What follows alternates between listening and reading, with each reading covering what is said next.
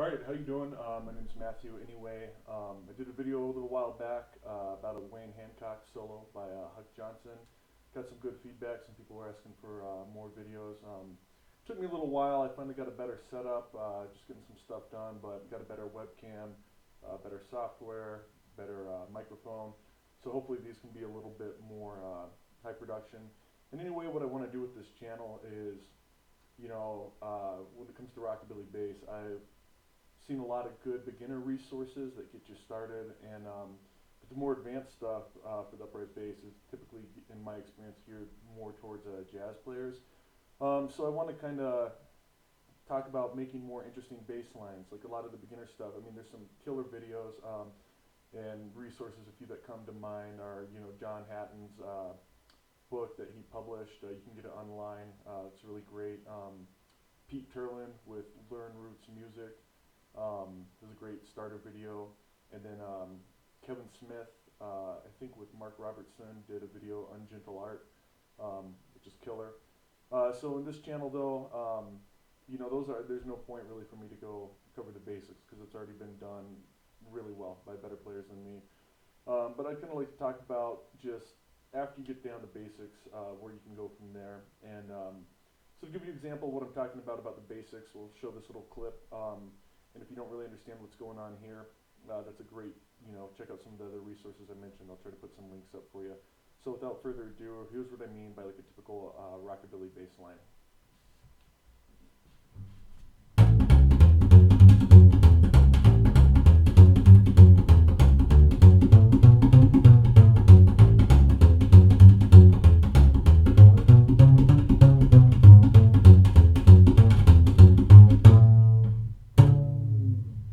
Alright, so that's your standard rockabilly bass line. Nothing wrong with that. A lot of the old recordings, that's all they did. Sounded great. But this is just kind of if you get bored with that and want to just try to create like a little more motion, and that's what your job as a bass player is if you're playing in a rockabilly combo. You're outlining the chords, but you also want to create some motion that kind of pulls you into the next chord. We'll talk about that later. So just check out this example of just something with a little bit more motion, a little bit more interesting than just doing that typical walking bass line. And then we'll get into like how I'm approaching it, what I'm thinking when I'm coming up with that bass line.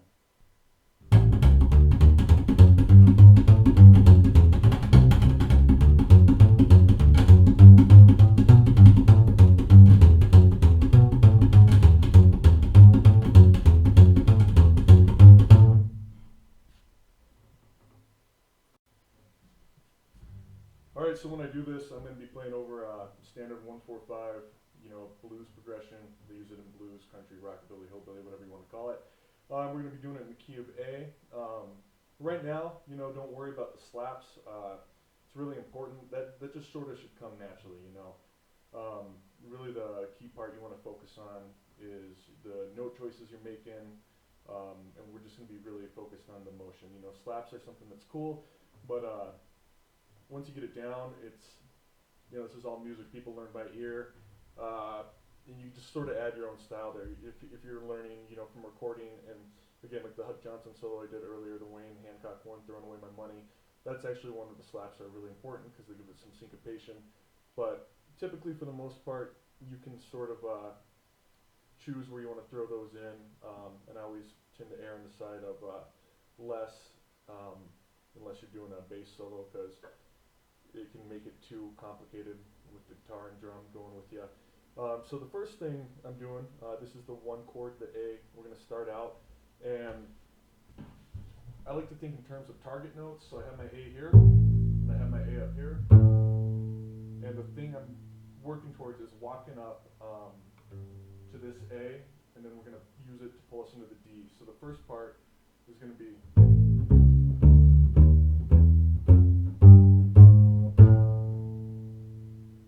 and that's just real simple. You're bass player, you're outlining the chords.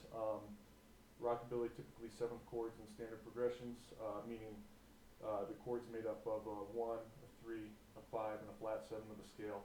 And there's going to be two interesting notes here that aren't part of the, I guess they're part of the, they're not really part of the A. You're going to be thinking of a mixolydian scale.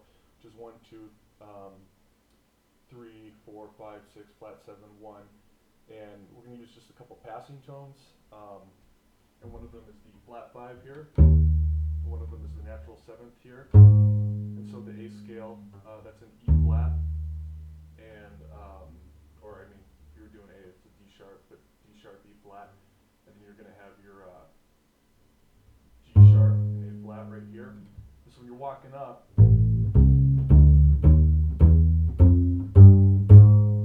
you hear how that natural 7 really wants to pull you into the A.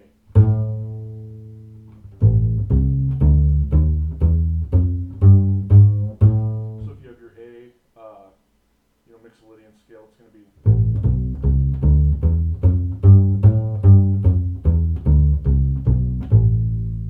So the notes that aren't in that scale that we're using, again, D sharp, E flat, G sharp, A flat. And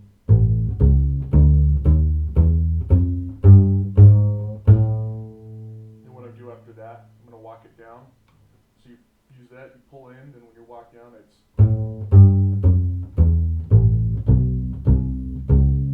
There's some chromaticism going to the D chord here. It's your next chord. So the second part of the first chord.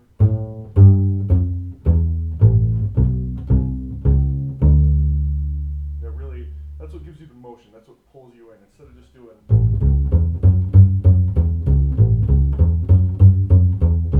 You still kind of have a pull there. That's just a half step away from the D. But really, when you're playing, the guitar player is doing a solo, that's what keeps people knowing where you are. Just as a bass player, you're creating the roadmap of rockabilly, and it's really gonna pull you into that D chord. So again, first part, all together now.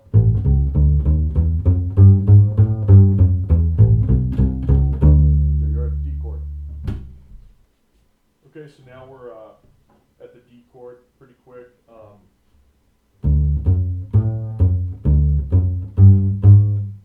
And that's it. So you start out with kind of typical, but instead of going up to the flat 7th of the D chord, you're just, and you're using, the cool part about the passing tone there is, blues music, really when I say blues, I mean country, rockabilly, hillbilly, they're all like blues form, what we call it. It uses the flat 5, the flat 7. So the passing tone here, again, that G sharp, A flat, is the flat 5 of your D chord, but it's also, the natural 7th of the A. So that's the cool part about learning some stuff about music like that, is it shows you why that passing tone works. And again, it's a half step away, so it's pulling you into the A chord. So again, the D chord, you're just outlining the chord, doing a typical 1, 3, 5. And what I mean by that is in the D scale, if you're doing the first part of the D scale, the scale is typically 7 notes, and think of it, so D is the 1, is 2.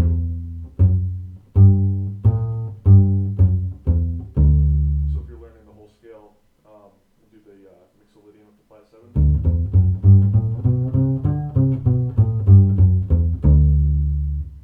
You're just thinking about it, so instead of playing like, 2 right here, you just 1, 3, 5, 3, 1.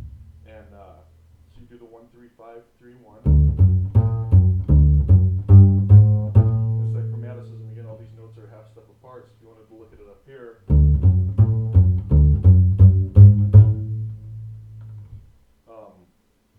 so when you skim the string, you're still going just those half steps, making it chromatically to pull you back into that A chord.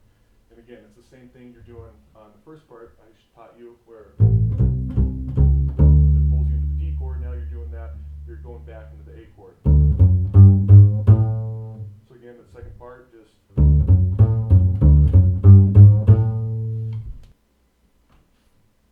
All right, now we're back at the A chord, coming around. I really like this one.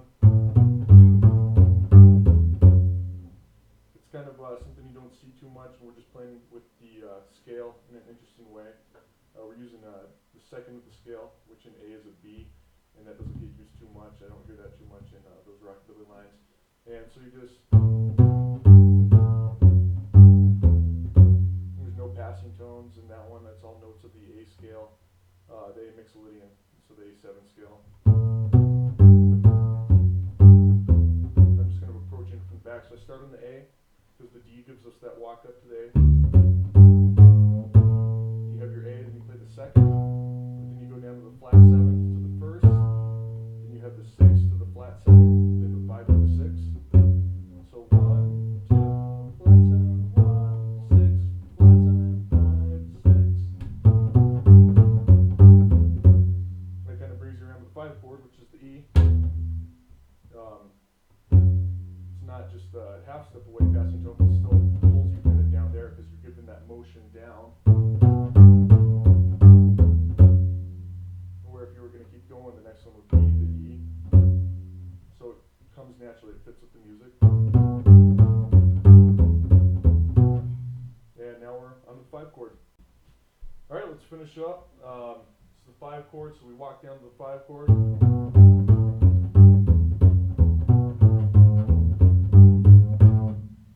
And we'll do both of the last parts together. The full turnaround, getting back to that 1 chord. So after you walk down, do that interesting little back on the A.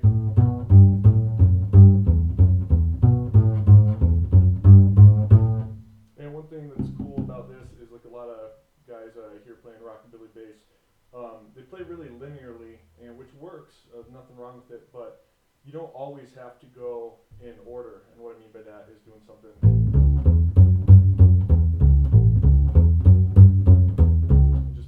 up the scale. You can skip notes and come down. So on the E chord, we're going to start on our E, but then we're going to go to the 5 of the E chord, and we're going to hit the 4 and the 3. So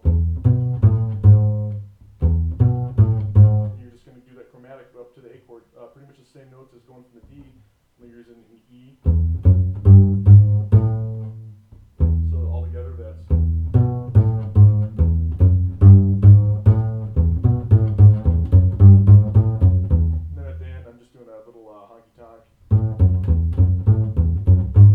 Kind of honky tonk hardwood floor bass line where the whole time they're basically going.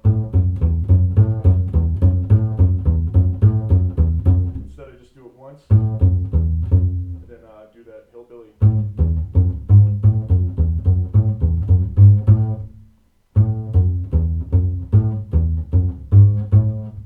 So the E chord, 5 chord.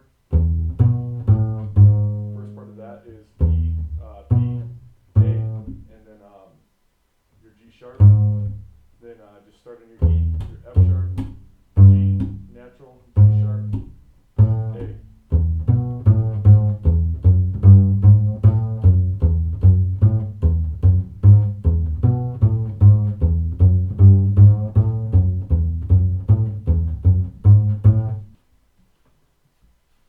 Alright, now so we'll do it all together and put all the pieces together.